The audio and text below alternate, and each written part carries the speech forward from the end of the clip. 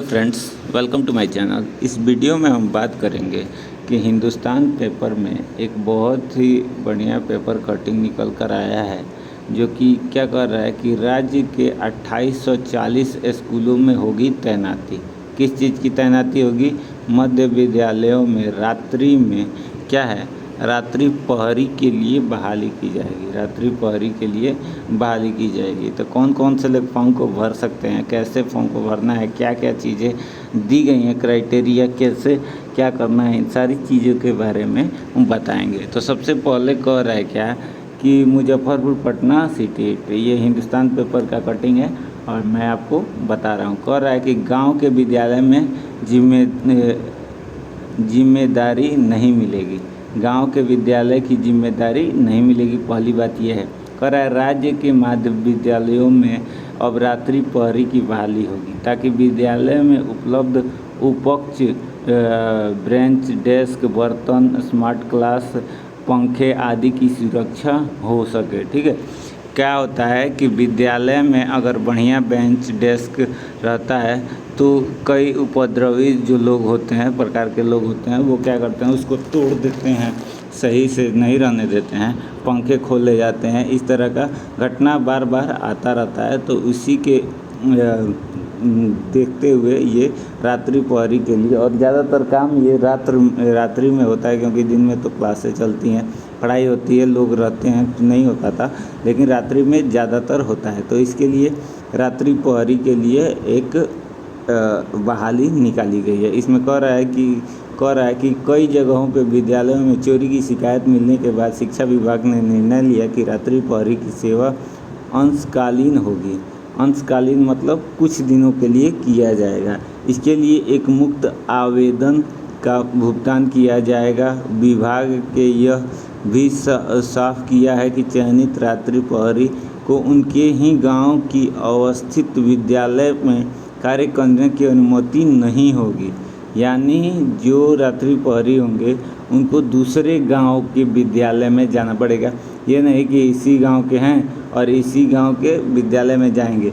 तो उससे क्या होगा कि बहुत सारे लोग रात में जाएंगे नहीं वहाँ पे, और सोएंगे नहीं, वहाँ पे रहेंगे नहीं, और क्या होगा कि वहाँ पे चोरी की सिलसिला जारी रहेगी। तो इसके लिए उनको दूसरे गांव जाके दूसरे विद्यालय की सुरक्षा करनी है, रात्रि प्रहरी जो भी होंगे। कह रहा है कि विभाग ने इसके लिए विस्तृत दिशा निर्देश जारी किया है।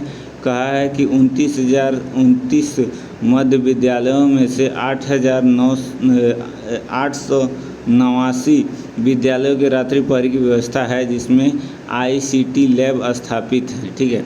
ICT लैब जिसमें है, जिसके टूटने की ज़्यादा वो संभावना है, लोग तोड़ देंगे, तो उसमें पहले से रात्रि प्रहरी हैं, लगभग 889 स्कूलों में हैं। अब कह रहा है कि शेष 28,140 विद्यालयों में 5,000 रुपये मासिक मानदेय पर रात्रि प्रहरी रखे जाएंगे। विभाग ने कहा है कि सभी विद्यालयों में साफ सफाई के लिए एजेंसी की सेवा ली जा रही है। ठीक है। तो एजेंसी की सेवा के द्वारा ही विद्यालयों में साफ सफाई का काम होता है। ठीक है। उसमें सरकार अपनी ओर से किसी को बहाल नहीं की है। उसी तरह से ये जो हमारा ये होगा क्या, रात्रि प्रहरी के लिए बहाली होगा, वो भी एजेंसी की तरफ से लिया जाएगा। ठीक है। और कह रहा है कि एजेंसी के कर्मियों के द्वारा शौचालय एवं परिसर की सफाई की जाती है।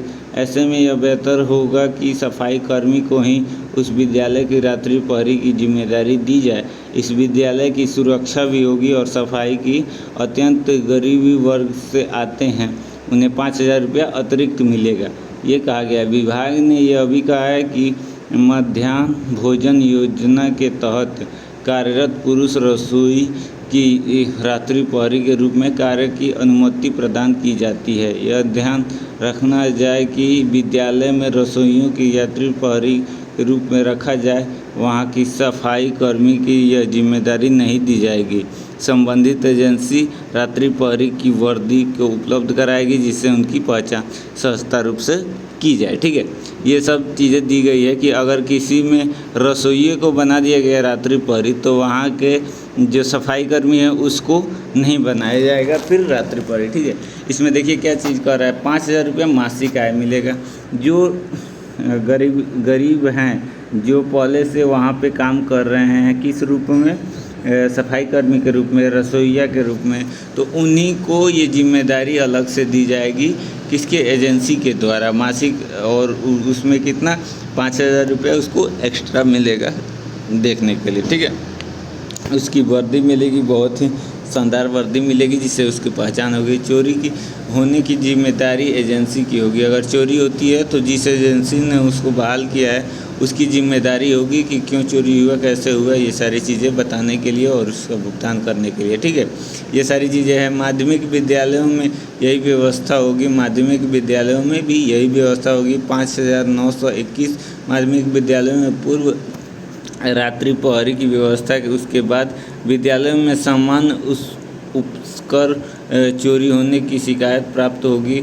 ऐसे में उचित होगा कि रात्रि प्रहरी की सेवा हाउसकीपिंग एजेंसी माध्यम से लिया जाए, ताकि संबंधित एजेंसी का जिम्मा ले सके। कोई सामान चोरी होती है तो उसकी भरपाई भी मासिक बिल से की जाएगी, ठीक है। अगर कोई भी चोरी होता है तो वो एजेंसी समझेगा, उसके बिल से वो पैसा काट लिया जाएगा। तो ये छोटी सी जानकारी थी जो आपको देनी थी।